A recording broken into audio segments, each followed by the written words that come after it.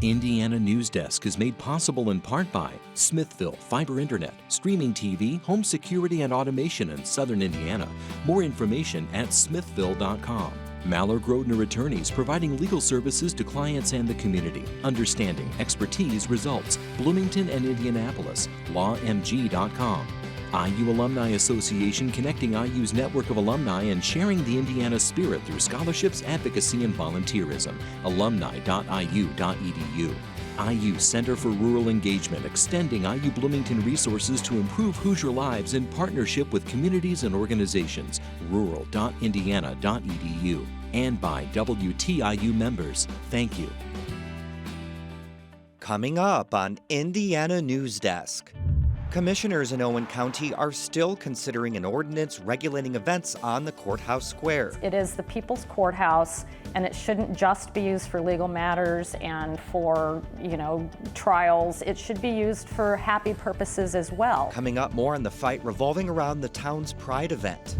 We talked to our environmental reporter about what's behind a massive rate hike proposed by Duke Energy.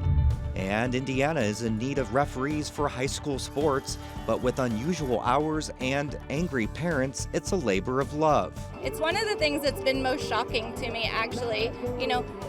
People who officiate are doing it because they want to give back to the game. Those stories and the latest news headlines from across the state right now on Indiana Newsdesk.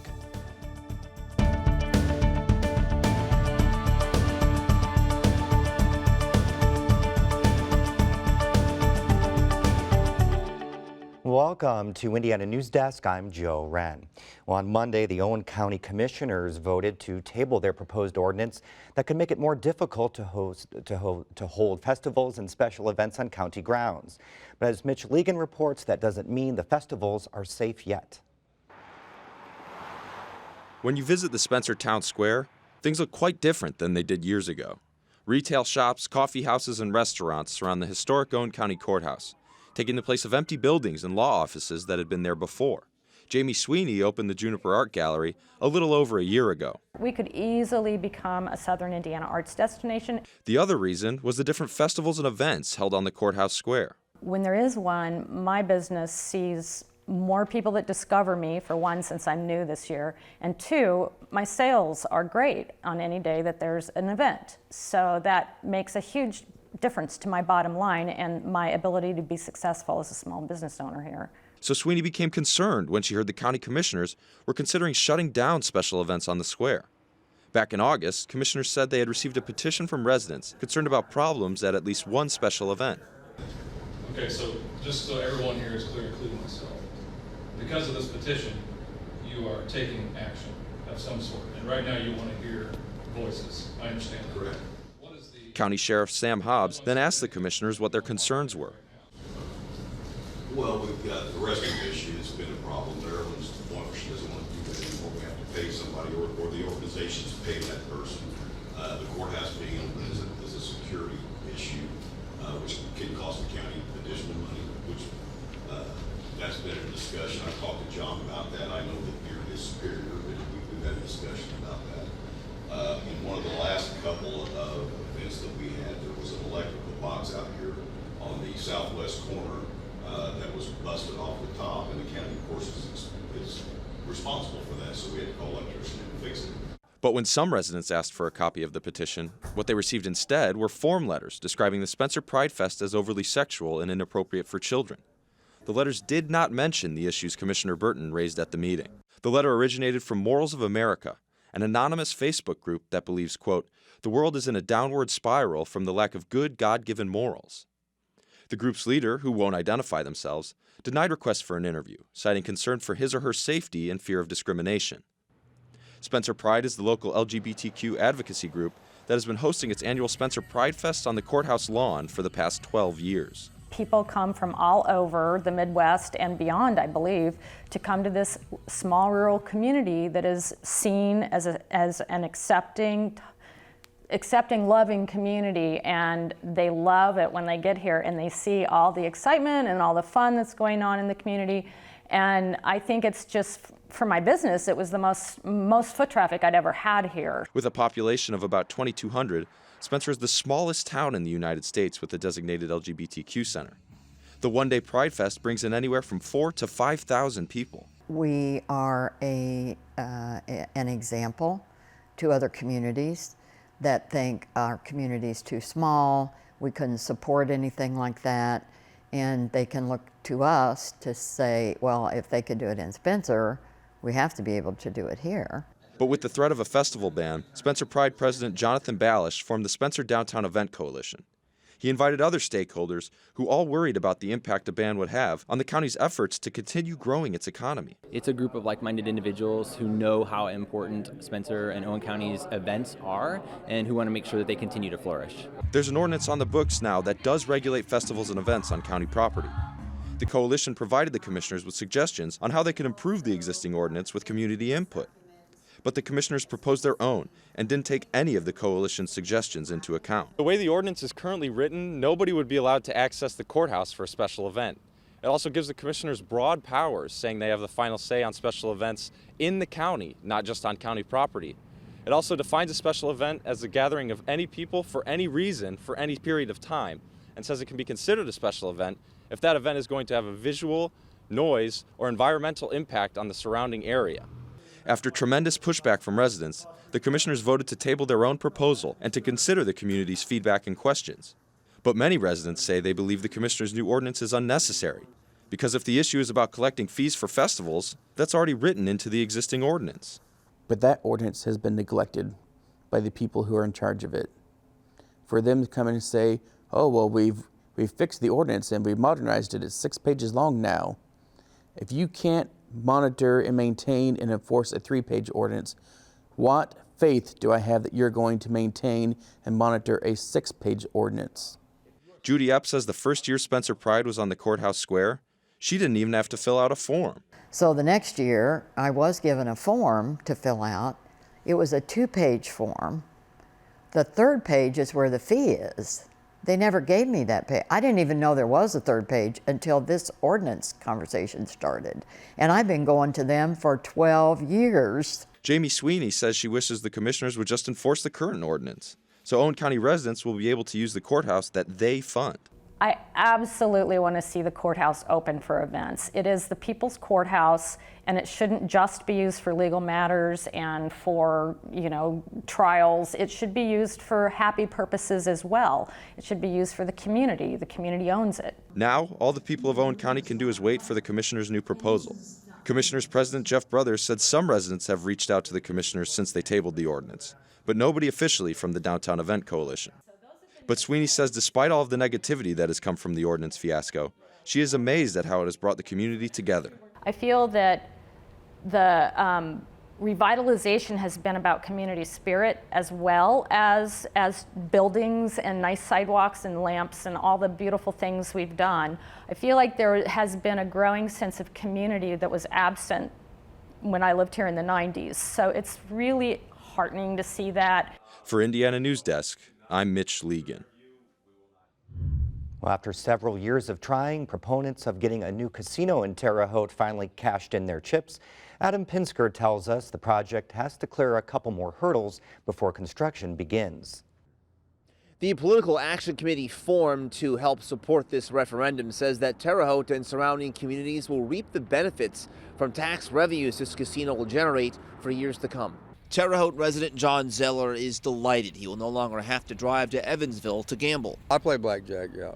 Absolutely. Zeller is among the 63% of voters who helped pass a referendum paving the way for a new casino. I think the benefit economically will be much needed for here. The Political Action Committee that funded the campaign for the casino projects 150 to 200 construction jobs will be created by the casino, plus up to 600 permanent jobs at the casino. It's a lot more than gambling. It's entertainment. Some potential operators have talked about live music. Revenues from a gaming tax will be divided up evenly among Terre Haute and the surrounding communities, including the $500,000 annually to Terre Haute schools and another $500,000 to West Central 2025, a group of 6 counties in western Indiana that teamed up to advance each other's regional issues. Supporters say it's revenue that could have ended up in Illinois if a casino was built there first. Illinois, has passed some sweeping gaming legislation, and definitely people on this side of the border felt it was important to move first and be the first to get to construction. Though no official site for Terre Haute's casino has been chosen, Mayor Duke Bennett has expressed a preference for this plot of land next to the Walmart on Highway 40, just north of Interstate 70. That's right in Vanessa Shepard Smith's backyard, and is the main reason she voted against the casino. I just felt like it would bring our neighborhood values down. I felt like it would bring in more crime. Casino backers say they'll take residents' concerns into consideration before choosing a site. And as far as decreasing home values, I think wherever the casino's placed, it's going to be placed in an appropriate location where that wouldn't happen. Now, the next step in this process is for potential operators to submit their applications to the State Gaming Commission by December 1st. Construction on the new casino could start sometime in 2020. For Indiana Newsdesk, I'm Adam Pinsker. And those voters in Terre Haute passed more funding for Vigo County schools, joining Zionsville and Lawrence Township schools, which also passed referendums boosting school funding. Carmel Clay Schools won the state's first ever school safety referendum. And in 4 other districts across the state, voters rejected school funding measures, including in Huntington County, where 2 proposals failed. And Terre Haute Mayor Duke Bennett won his 4th term by narrowly edging out independent candidate Pat Goodwin by just over 200 votes. Democrat Karen Nasser came in 3rd. Bennett has been criticized for the city's financial troubles, but he said voters were encouraged by the recent progress his administration has made. At the end of the day, they kind of see that momentum the city has and where we're going, and the majority of people decided that they wanted to keep going the direction we're going. State officials had questioned whether Terre Haute could continue operating as a municipality after a multi-million-dollar budget deficit. Bennett supported the casino referendum, saying it would spur economic development in the region. Kokomo Republican Tyler Moore rolled to a decisive victory with 69% of the vote. Kokomo's longest-serving mayor, Greg Goodnight, announced last year that he would not run again. Moore drew several contrasts between himself and Goodnight. The main difference between the two of us is that I'm ready to give a voice back to the city, the administration. Around the region, Bloomington Mayor John Hamilton and Columbus Mayor Jim Linnop both ran uncontested in the general election. Now let's take a look at headlines for the latest on this week's other top stories.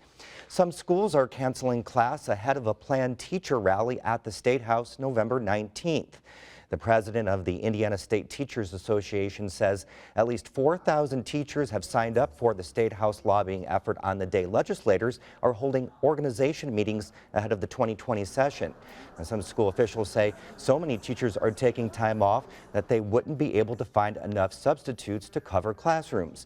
But they say they support teachers' push for more school funding.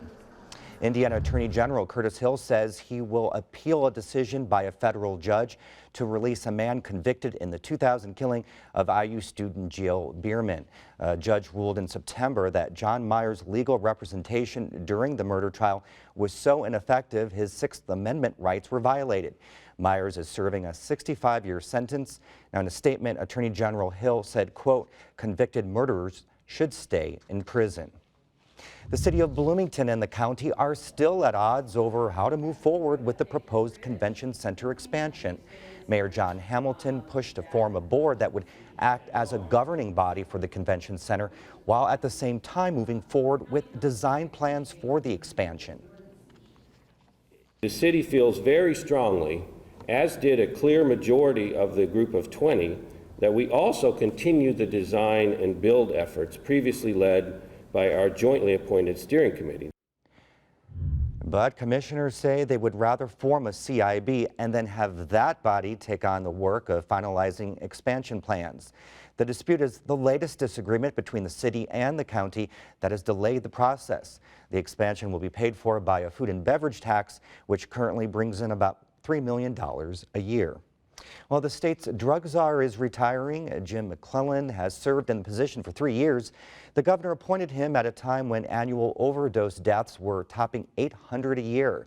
McClellan says since then, the state has made many strides, including adding more treatment centers and medication-assisted treatment options. The Indianapolis Motor Speedway will soon be under new ownership. The Speedway's current owners announced it would sell the company's operating assets, including the racetrack and the IndyCar Series, to the Penske Corporation. Roger Penske has won 18 Indy 500s as a team owner. I've got a big commitment here to take over, certainly as the steward of this great organization and what's been done here in the past for so many decades. And, you know, it's my commitment to the Holman family, to the fact that you'd select us as an opportunity to take on this investment. It's amazing. The sale is expected to close in January. The financial details of the sale have not been made public. Coming up next on Indiana Newsdesk, referees are in short supply across the country, and Indiana is no exception. But the shortage gets worse when it comes to women officials. Ahead, we'll look at how representation in sports has wide-ranging effects. And the Sidney and Lois Eskenazi Museum of Art at Indiana University is now open to the public after a 3-year hiatus for updates to its iconic building. Ahead, we'll look at what's new. These stories and more right here on Indiana Newsdesk. The WTIU WFIU news team connects Indiana to the world. We bring you the top news of the day on radio, TV, and online. We round up the stories that have people talking each week and dig deep into the issues that affect your community the most. The WTIU WFIU news team is where you are and telling your story.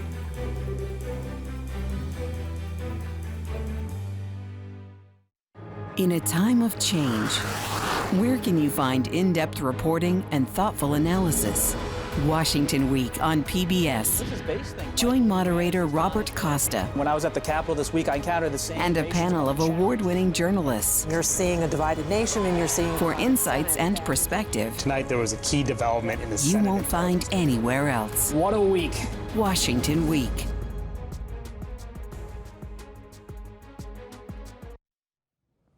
Welcome back to Indiana Newsdesk.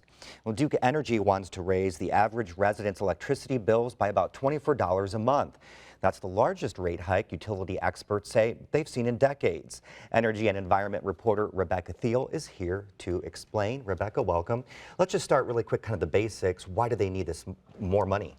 Well, a host of different things, Joe. Metering infrastructure, maintenance on their Edwardsport plant, retiring some coal plants early, tree trimming, the list goes on. But Duke Energy hasn't had an official rate case in about 15 years. So, yeah, so that doesn't mean that the rates haven't already gone up, though, right? Right. So Duke has been using these smaller increases called trackers or riders. Those are small increases that are for specific projects. And they don't have to go through the big, long rate case process. So right now, if you're an average residential Duke customer, about 40% of your bill is because of these trackers and riders. So even though the base rates may be low, these trackers and riders have really brought that back up to about what other utilities are charging. So a lot of groups have told the state to deny the request, consumer advocates, environmentalists, and then even some of Duke's big customers, Walmart and Kroger. Why are they all coming together like this? Well, they say that they don't have the critical information that they need to really judge whether or not Duke deserves this money. So a lot of these banded together, and they made a motion to expand the time for testimony so they could get that information from Duke and then really find out whether or not they support this. But the state has denied that. So we're just going to have to see what happens next and whether or not they can ask these questions of Duke and get those answers. All right, Rebecca, thank you very much. Appreciate it. Thank you, Joe. Athletic associations across the country have complained of a shortage of sports officials for years, including in Indiana. And it's particularly drastic among women. Many point to fan behavior as a key issue, but Indiana Public Broadcasting's Jeannie Lindsay reports some of the challenges they face to get the job done can't be solved with better sportsmanship alone.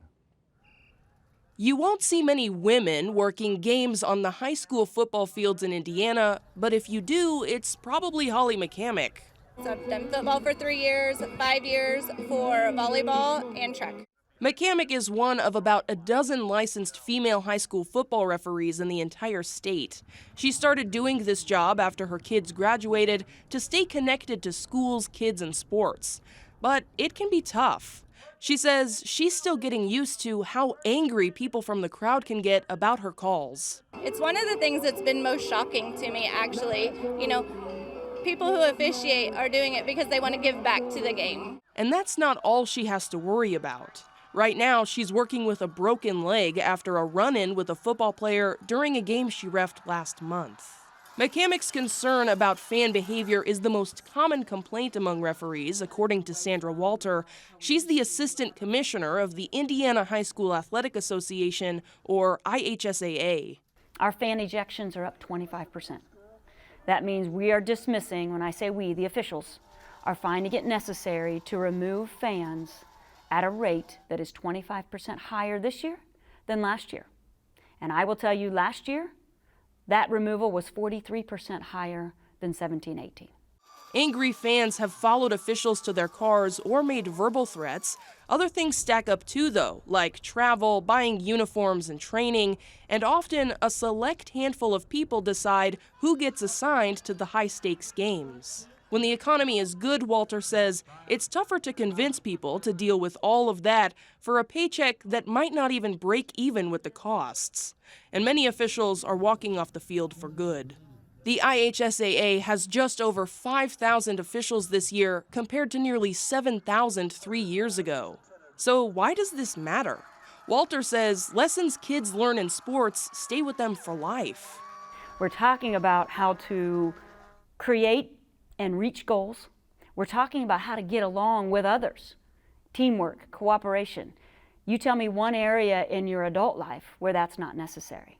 None of that can happen without referees. And remember that roster of more than 5,000 officials in the state? Fewer than 600 of them are women. Walter says working moms worry about missing out on family time. McCamick was a stay-at-home mom and didn't start officiating until her kids moved out. But even when women do take the job, finding gear made for them can be impossible. There's no place that will sell a woman's football uniform to officiate. And McCamick says getting more women on the field can show kids what equality looks like. Not having women in these roles sends a message that women are not strong enough to hold a role of that prestige or of that importance. The complexities behind the shortage has more people taking a closer look at the problem to find solutions. A class of sports management students at IUPUI has been researching different challenges officials say contribute to the shortage. Chris Seymour's group is looking at the role of the assigner, the ones hand-picking officials for high-stakes games and tournaments. He says a lack of transparency can result in bias or favoritism for who gets to move up in the industry, and that can be really frustrating. We actually had an NBA official come to our class and speak to us, and he said that it was easier for him to become an NBA official than it was to officiate a state finals. Eventually, the group will share solutions with IHSAA, the NCAA, and people in various sports organizations. And while they focus on some of the bigger, more technical answers, Ref McCamick says a fairly simple but essential place to start is just empathy. Without officials on the field, we're not going to have education-based athletics anymore. Because even in uniform, she says, she's human too. For Indiana Newsdesk, I'm Jeannie Lindsay. And the Sidney and Lois Eskenazi Museum of Art reopened its doors this week after a 3-year renovation. As Alex Harrison reports, the $30 million makeover includes new exhibits, programs, and upgrades to the museum architecture. Art, education, and self-expression. The museum at the heart of Indiana University's campus has finally reopened its doors. While the original architecture is still intact, visitors will notice a new and improved cafe, a sky bridge, and the first art therapy program in a university setting. This program uses art as a method of self-expression and as a supplemental form of wellness. Arts-based wellness experiences manager Lauren Doherty believes having this program in the museum is an excellent way to validate the arts and how important they are for personal growth.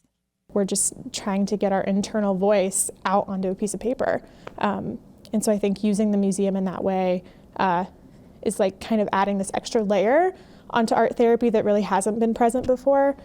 The program offers open studio groups to engage a more diverse audience and also includes sessions dedicated to people with sensory issues. Museum Director David Brenneman believes the museum was built on the idea of connecting people with art, and through the development of new ideas and knowledge, he has faith that the renovation will only inspire more people to visit the museum. We have to rethink what we do and how we do it, and we have to rethink the way that we kind of shape our galleries, the experiences that you can have in the gallery. We don't really want anymore for you to feel like you're constrained.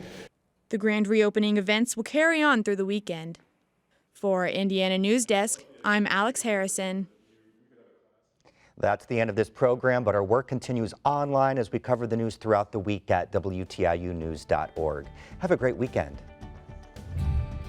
Indiana Newsdesk is made possible in part by Smithville Fiber Internet, streaming TV, home security and automation in Southern Indiana. More information at smithville.com. MALLOR GRODNER attorneys providing legal services to clients and the community. Understanding, expertise, results. Bloomington and Indianapolis. LawMG.com. IU Alumni Association connecting IU's network of alumni and sharing the Indiana spirit through scholarships, advocacy, and volunteerism. Alumni.iu.edu.